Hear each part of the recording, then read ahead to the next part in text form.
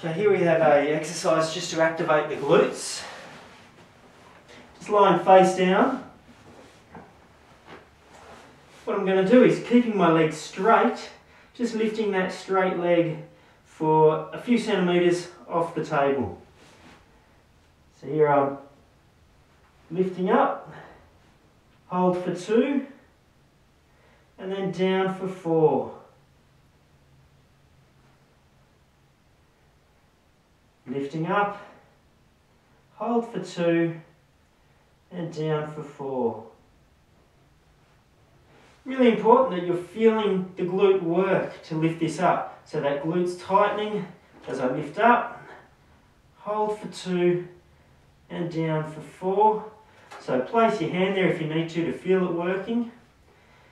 What you may need to do to begin with is actually switch that glute on first. So I squeeze that glute. Now that it's working, I then raise that leg, hold for 2, and then down for 4. And as you get better at firing that muscle, you'll be able to do it all as the one smooth flow. Lifting up, hold for 2, and then down for 4. Repeating that for 10 times. Rest if you need to, and then doing the whole lot 2 or 3 times through.